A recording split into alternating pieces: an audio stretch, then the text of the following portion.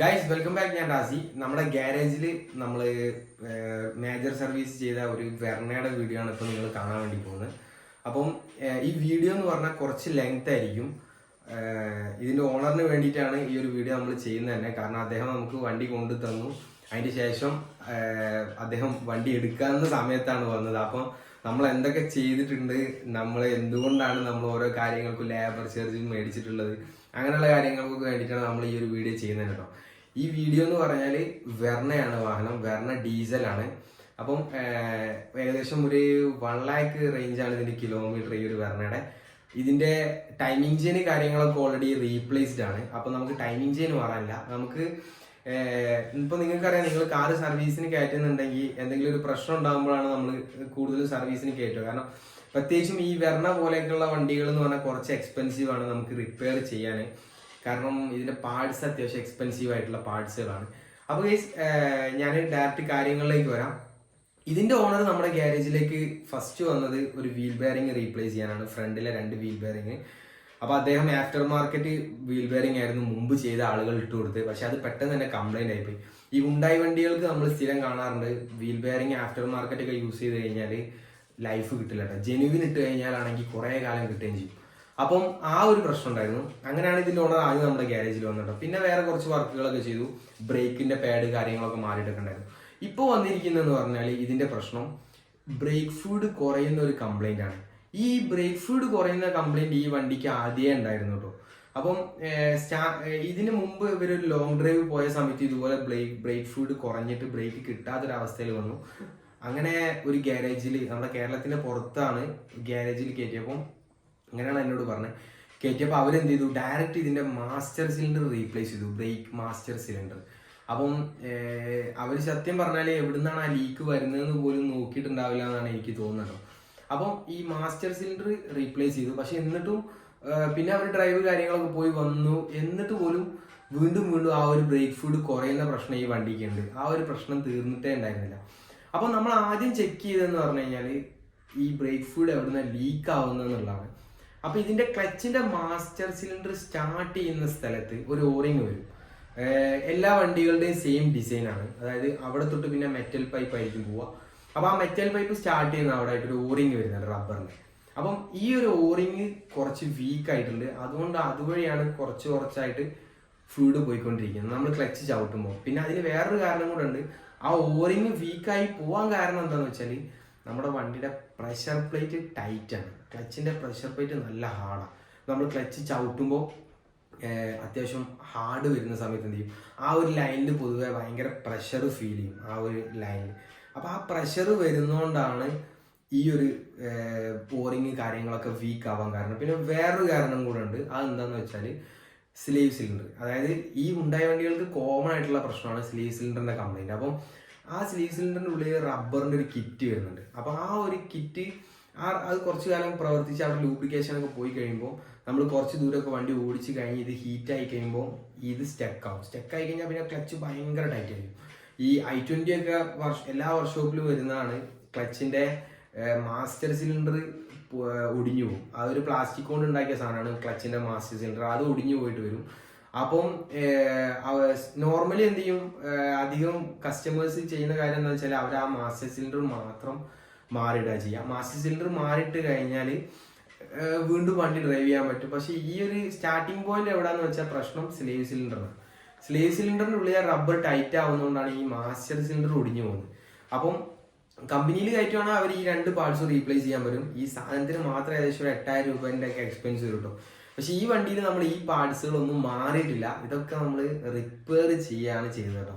അപ്പൊ ഞാൻ അതിനെ കുറിച്ച് ഡീറ്റെയിൽ ആയിട്ട് പറയാൻ പോവാണ്. A to Z പ്രോസസ്സ് നിങ്ങളടുത്ത് പറയാൻ പോവാണ്. പിന്നെ ഇതിന്റെ EGR, ഇന്റർകൂളർ, ഓൾട്ടർനേറ്റർ ബെൽറ്റ്, പിന്നെ അതുപോലെ തന്നെ ബ്രേക്ക് ബീഡിങ്, കൂളന്റ് റീപ്ലേസ്, ഇങ്ങനെയുള്ള കാര്യങ്ങളൊക്കെ ചെയ്തിട്ടുണ്ട് നമ്മൾ. അപ്പൊ ഞാൻ ആദ്യം തന്നെ ഇതിന്റെ ക്ലച്ചിന്റെ വർക്ക് ഫുൾ ആയിട്ട് നിങ്ങൾക്ക് പറഞ്ഞുതരാം. അതിന് ശേഷം ബാക്കി കാര്യങ്ങൾ പറയാം. ആദ്യം തന്നെ ചെയ്തത് ഇതിന്റെ ഗിയർ ബോക്സ് നമ്മൾ അഴിച്ചെടുത്തു. വണ്ടിയിൽ നിന്ന് ഗിയർ ബോക്സ് നമ്മൾ അഴിച്ചെടുത്തിട്ട് ക്ലച്ച് ഡിസ്ക് കാര്യങ്ങളൊക്കെ നമ്മൾ അയച്ചു. അപ്പൊ നമ്മൾ നോക്കിയ സമയത്ത് എന്താണെന്ന് വെച്ചാൽ ഇത് നല്ല പഴക്കമുള്ള ക്ലച്ചാണ്. പക്ഷെ നമുക്ക് ഫ്ലൈ വീലിലേക്ക് വേറെ സ്ക്രാച്ച് കാര്യങ്ങളൊന്നും വന്നിട്ടില്ല കേട്ടോ. കാരണം ഇപ്പം ഇതുപോലുള്ള വണ്ടികൾക്കൊക്കെ ഫ്ലൈ വീല് സ്ക്രാച്ച് വന്നു കഴിഞ്ഞാൽ ഫ്ലൈ വീലും കൂടെ റീപ്ലേസ് ചെയ്യേണ്ടി വരും. ഫ്ലൈ വീലിനൊക്കെ നല്ല റേറ്റ് വരും. ഓൾറെഡി ക്ലച്ചിനും ഡിസ്കിനും അത്യാവശ്യം പൈസ വരുന്നുണ്ട്. പിന്നെ അതുപോലെ റിലീസ് ബെയറിങ് കാര്യങ്ങളൊക്കെ അതിൻ്റെ കൂടെ നമുക്ക് മാറേണ്ട സാധനങ്ങളുമാണ്. അപ്പോൾ നമ്മൾ അഴിച്ചെടുത്ത ശേഷം നമ്മൾ പുതിയ ക്ലച്ച് മേടിച്ചു, പുതിയ ക്ലച്ചിൻ്റെ ഡിസ്ക് മേടിച്ചു. പിന്നെ നമുക്ക് എന്ത് ചെയ്തു, അവിടെ ഫ്ലൈ വീലിൻ്റെ സംഭവം എന്ന് വെച്ചാൽ ഫ്ലൈ വീലിൻ്റെ ബോൾട്ടുകൾ വരുന്നിടത്ത് നമ്മൾ ഫ്ലൈ വീൽ ടൈറ്റ് ചെയ്യുന്ന ബോൾട്ടുകൾ ഉണ്ടാവും, റൗണ്ട് ബോൾട്ടുകൾ. അതിൽ ഒരു ബോൾട്ട് പൊട്ടി കിടക്കുന്നുണ്ട്. അതായത് ഒരു ബോൾട്ട് മുമ്പ് ആരോ ടൈറ്റ് ചെയ്യുന്ന സമയത്ത് പൊട്ടിപ്പോയി. പക്ഷെ അത് അവർ അഴിച്ചെടുത്തിട്ട് പുതിയ ബോൾട്ട് ഇടാൻ വേണ്ടി ശ്രമിച്ചിട്ടില്ല. അതിൻ്റെ പീസ് ഉള്ളിലുണ്ടായിരുന്നു. അപ്പോൾ 8 ബോൾട്ടൊക്കെ വരേണ്ടടുത്ത് 7 ബോൾട്ടിലാണ് ഈ ഒരു ക്ലച്ച് ഇതുവരെ ഓടിക്കൊണ്ടിരുന്നത്. അതിൻ്റെതായിട്ടുള്ള പ്രശ്നങ്ങളും ഇത് കാണിക്കാം. കാരണം എങ്ങനെ ആയാലും ചെറിയ രീതിയിലുള്ള കംഫർട്ടൊക്കെ നമുക്ക് കുറയും. ഒരു ബോൾട്ട് വളരെ ഇമ്പോർട്ടൻ്റ് ആണ്. അപ്പോൾ നമ്മൾ എന്ത് ചെയ്തു, ആ ബോൾട്ട് നമ്മൾ ഡ്രിൽ ചെയ്തിട്ട് ടൂളൊക്കെ ഉപയോഗിച്ചിട്ട് നമ്മൾ ആ ബോൾട്ട് നമ്മൾ അഴിച്ചെടുത്തു. അപ്പം ആ ബോൾട്ട് നമ്മൾ അഴിച്ചെടുത്ത് കഴിഞ്ഞ് പുതിയ ക്ലച്ചിൻ്റെ ഡിസ്ക്, അതുപോലെ തന്നെ ക്ലച്ച് പ്ലേറ്റ് കാര്യങ്ങളൊക്കെ സെറ്റ് ചെയ്തു. പുതിയ റിലീസ് ബെയറിങ് സെറ്റ് ചെയ്തു. ഇതെല്ലാം തന്നെ നമ്മൾ യൂസ് ചെയ്തതെന്ന് പറഞ്ഞാൽ ജെനുവിൻ പാർട്സ് ആണ് നമ്മൾ യൂസ് ചെയ്തിട്ടില്ല. ആഫ്റ്റർ മാർക്കറ്റ് യൂസ് ചെയ്തേ ഇല്ല. കാരണം ഈ ഉള്ളിലൊക്കെ വരുന്ന പാർട്സുകൾ എന്ന് പറഞ്ഞാൽ വളരെ ഇമ്പോർട്ടൻ്റ് ആണ്. കാരണം കുറച്ച് കഴിയുമ്പോൾ ചിലപ്പോൾ ടൈറ്റോ കാര്യങ്ങളൊക്കെ വന്നു കഴിഞ്ഞാൽ നമുക്ക് ബുദ്ധിമുട്ടൊക്കെ വരും. അതുകൊണ്ട് നമ്മൾ ജെനുവിൻ പാർട്സ് ആണ് നമ്മൾ യൂസ് ചെയ്തത്. ക്ലച്ചിൻ്റെ കാര്യത്തിൽ നമ്മൾ അത്രയാണ് ചെയ്തത്. പ്രഷർ പ്ലേറ്റ്, ഡിസ്ക് കാര്യങ്ങളൊക്കെ മാറ്റി. പിന്നെ നമ്മൾ വേറെ ചെയ്തിട്ടില്ലെന്ന് പറഞ്ഞു കഴിഞ്ഞാൽ അടുത്തത് ഞാൻ പറയുന്നത് ഇതിൻ്റെ സ്ലേവ് സിലിണ്ടറാണ്. ഓക്കെ, അപ്പോൾ സ്ലേവ് സിലിണ്ടറിൻ്റെ കാര്യം പറഞ്ഞാൽ ഈ സ്ലേവ് സിലിണ്ടർ റിപ്പയർ ചെയ്യാനുള്ള ഒരു കിറ്റ് ഉണ്ട്. അപ്പം ഈ കിറ്റ് നമ്മൾ ഇവിടെ എവിടെയും അവൈലബിൾ അല്ല. ഈ കിറ്റ് കൊണ്ടു തന്നത് ഇതിൻ്റെ ഓണർ തന്നെയാണ്. അപ്പം ഞാൻ ഇത് റിപ്പയർ ചെയ്യാനുള്ള ഒരു സംഭവം വന്നപ്പോൾ ഞാൻ പറഞ്ഞു, നമ്മൾ ക്ലച്ച് നമ്മൾ എന്തായാലും നമുക്ക് ആ ഇതിൻ്റെയൊക്കെ സ്റ്റാർട്ടിങ് പോയിന്റ് എന്ന് പറഞ്ഞാൽ ആ ലീക്കാണ്, നമ്മുടെ ക്ലച്ച് മാസ്റ്റർ സിലിണ്ടറിന് ലീക്കാണ്. അപ്പം ആ ഒരു ലീക്ക് കണ്ടപ്പോൾ ഇതിൻ്റെ ഓണറോട് ഞാൻ പറഞ്ഞാണ് നമുക്കിത് ചെയ്യുന്ന സമയത്ത് ഫുള്ളായിട്ട് ചെയ്യണം. അതായത് ഇതിൻ്റെ clutch, disc, pressure plate, release bearing, പിന്നെ സ്ലേവ് സിലിണ്ടർ ഒക്കെ മാറണം എന്ന് പറഞ്ഞപ്പോൾ അദ്ദേഹം പറഞ്ഞു അദ്ദേഹത്തിനെ കുറിച്ച് ശരിക്കും പഠിക്കുന്ന ഒരാളാണ്. അപ്പോൾ ഇതിനെ കുറിച്ച് അന്വേഷിച്ച് അദ്ദേഹം ഈ കിറ്റ് സംഘടിപ്പിച്ചിരുന്നു. അതിന് ചെറിയ പൈസയുള്ളൂ ആകെ. പക്ഷെ സാധനം ഒറിജിനൽ ഹുണ്ടായുടെ പീസാണ് ആ ഒരു കിറ്റ് നമുക്ക് കിട്ടിയിട്ടുള്ളത്. അത് നമ്മൾ നല്ല വൃത്തിയായിട്ട് ചെയ്തിട്ടുണ്ട്. കാരണം നമുക്കത് കിട്ടിയ ശേഷം നമ്മൾ എന്ത് ചെയ്താൽ പ്രോപ്പറായിട്ട് നമ്മൾ ആ സ്ലീവ് സിലിണ്ടറൊക്കെ അഴിച്ച് പീസാക്കി അതിൻ്റെ ഉള്ളിൽ വരുന്ന ആ ഒരു സ്ലീവ് ഭാഗങ്ങളൊക്കെ നല്ല പ്രോപ്പറായിട്ട് നമ്മൾ ഡീസൽ പെട്രോളൊക്കെ ഉപയോഗിച്ച് ക്ലീൻ ചെയ്ത് ഉള്ളിലുള്ള എല്ലാ പൊടികളും ക്ലീൻ ചെയ്തു. അതിന് ശേഷം പിന്നെ വേറൊരു ഇതിലുള്ള അതിൻ്റെ ഒരു എഞ്ചിനീയറിംഗ് എന്ന് പറഞ്ഞാൽ അതിൽ ഉപയോഗിക്കുന്ന ലൂബ്രിക്കേഷൻ ആട്ടോ, ഗ്രീസ്. അതായത് നമ്മൾ ഈ കിറ്റിൻ്റെ കൂടെ തന്നെ അവർ ആ ഗ്രീസും കൊടുക്കുന്നുണ്ട്. അപ്പം നമുക്ക് ഭയങ്കര ഹെൽപ്ഫുള്ളാണ്. കാരണം ഓരോ ഗ്രീസും ഓരോരോ സിറ്റുവേഷനും അതുപോലെ ഓരോ പാർട്സുകൾക്ക് ഉപയോഗിക്കാൻ വേണ്ടിയുള്ള ഗ്രീസുകളാണ്. അപ്പം ഇതിൻ്റെ കൂടെ ആ ഗ്രീസും കൂടെ വരുന്നതുകൊണ്ട് തന്നെ നമുക്കത് നല്ല കോൺഫിഡൻസിൽ സെറ്റ് ചെയ്യാൻ പറ്റും. അപ്പം നമ്മൾ എന്ത് ചെയ്തു, ആ ഒരു സ്ലീവ് സിലിണ്ടർ നമ്മൾ റിപ്പയർ ചെയ്തിട്ടു. അത് നമ്മൾ പുതിയത് മാറുകയാണെങ്കിൽ 4000 രൂപയുടെ അടുത്ത് നമുക്ക് ചിലവ് വന്നേനെ. ഇത് ഞങ്ങളുടെ കുറച്ച് ലേബർ ചാർജും ഒരു മാക്സിമം പോയാൽ ഒരു 1 hour പണി അത്രേ കാണുള്ളൂ. അതിൻ്റെ ഒരു ലേബർ ചാർജേ വരുള്ളൂ. അപ്പം അത് സ്ലീവ് സിലിണ്ടർ നമ്മൾ റിപ്പയർ ചെയ്തു. ഓക്കെ, അപ്പം ക്ലച്ചിൻ്റെ കാര്യങ്ങൾ ഓക്കെ സെറ്റായി ഓൾമോസ്റ്റ്. പിന്നെ ഞാൻ ആദ്യം പറഞ്ഞ കാര്യം, അതായത് ആ ഒരു മാസ്റ്റർ സിലിണ്ടർ, ക്ലച്ചിൻ്റെ മാസ്റ്റർ സിലിണ്ടർ തുടങ്ങുന്നിടത്തുള്ള ആ റിങ്ങിൻ്റെ ലീക്ക്, ആ റിങ് നമ്മൾ കിട്ടുമെന്ന് നോക്കിയപ്പോൾ ഇതിൻ്റെ പാർട്ട് നമ്പർ കാര്യങ്ങളൊക്കെ വെച്ച് നോക്കിയിട്ടും നമുക്ക് ആ റിങ് നമുക്ക് കിട്ടിയിട്ടില്ല. ആ ഓറിങ് എവിടെ അവൈലബിൾ അല്ല.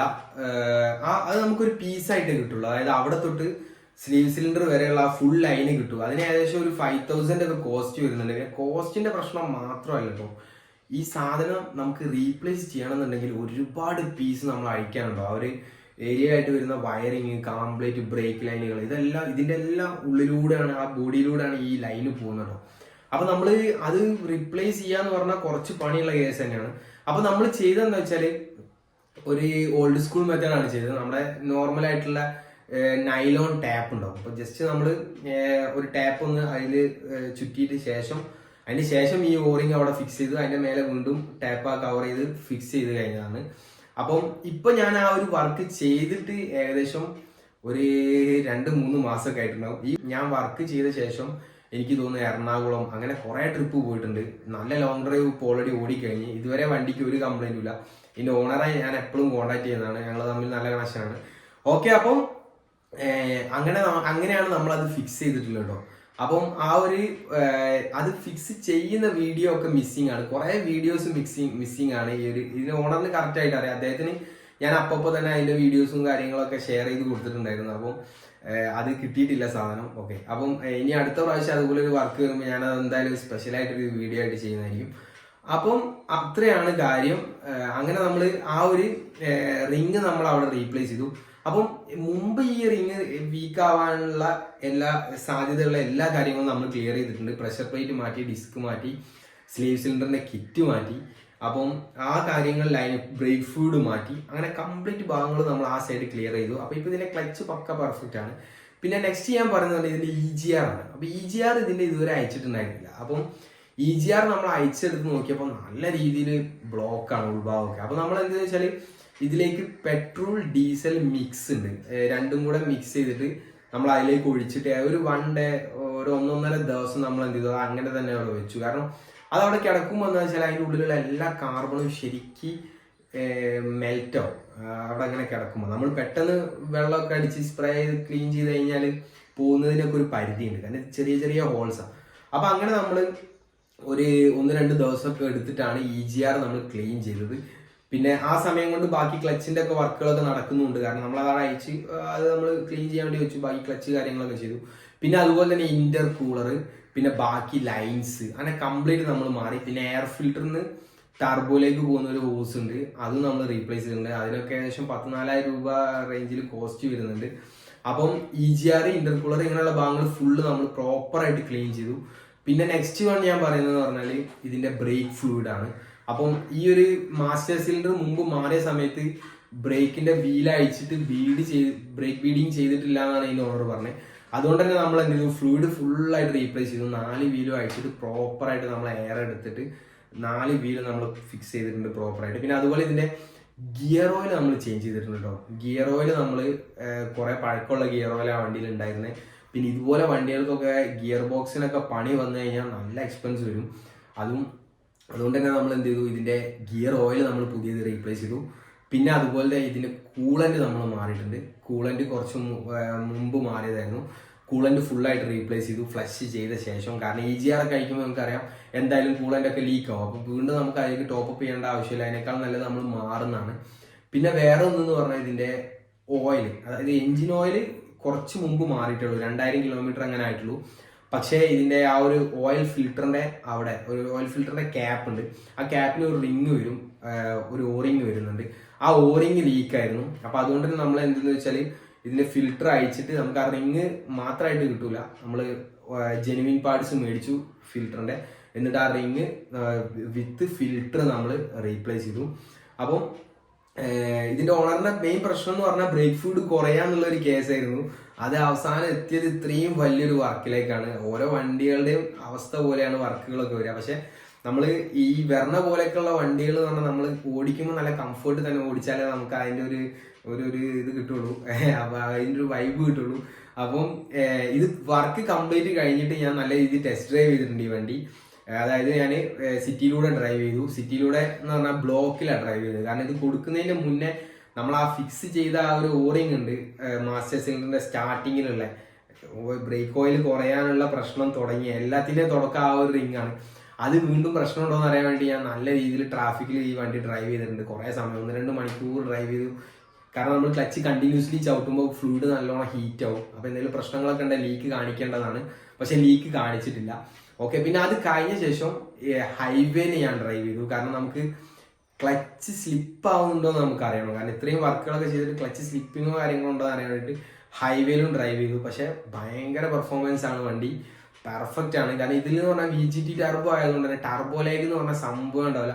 നമ്മൾ ആക്സിലേറ്റർ കൊടുക്കുമ്പോഴേക്കും വണ്ടി ചീറിപ്പായും, നല്ല പെർഫോമൻസാണ്. പിന്നെ മൈലേജും ഉണ്ട്, 22 കിലോമീറ്റർ ഒക്കെ മൈലേജ് കിട്ടുന്നുണ്ട് ഇത്രയും വലിയ വണ്ടിക്ക്, ഡീസലാണ്. ഓക്കെ, അപ്പോൾ അതുകൊണ്ടൊക്കെയാണ് ആളുകൾ ഇത് മെയിൻറ്റെയിൻ ചെയ്യുന്നത്. പക്ഷെ പാർട്സിന് അത്യാവശ്യം കോസ്റ്റ് ഉണ്ട്. പക്ഷെ ഞാൻ പറയാം, ഇപ്പോൾ നമ്മൾ കോസ്റ്റ് ഉണ്ടെങ്കിലും ഇതിൻ്റെതായിട്ടുള്ള ലൈഫ് ആ പാർട്സുകൾക്ക് ഉണ്ട്. കാരണം അത്രയും കാലം നമുക്ക് ഉപയോഗിക്കാൻ പറ്റും. ഓക്കെ, അപ്പോൾ ഇത്രയേ ഉള്ളൂ വീഡിയോ. ഈ വീഡിയോ ചെയ്യാൻ കുറച്ച് ലേറ്റ് ആയതിന് ഇതിന് ഓണറോട് ഞാൻ സോറി ചോദിക്കുകയാണ്. ഓക്കെ, അപ്പം ഞാൻ മാക്സിമം ക്ലിപ്സ് ഞാൻ ഈ വീഡിയോയിൽ ആഡ് ചെയ്തിട്ടുണ്ട്. വീഡിയോ കുറച്ച് ലെങ്ത് ആയതിൽ നിങ്ങളോട് സോറി ചോദിക്കുന്നു. ഓക്കെ, അപ്പോൾ നമുക്ക് ഇതുപോലെ ഇൻഫോർമേറ്റീവ് ആയിട്ടുള്ള ഒരു വീഡിയോ ആയിട്ട് വീണ്ടും കാണാം. നമ്മളെ ചാനൽ നിങ്ങൾ ഇതുവരെ സബ്സ്ക്രൈബ് ചെയ്തില്ലെങ്കിൽ സബ്സ്ക്രൈബ് ചെയ്യുക. ഓക്കെ, ബെല്ലൈക്കൺ കൂടെ ക്ലിക്ക് ചെയ്യുക, നിങ്ങളുടെ ഫ്രണ്ട്സിനൊക്കെ ഷെയർ ചെയ്ത് കൊടുക്കുക. Okay guys, thank you for watching.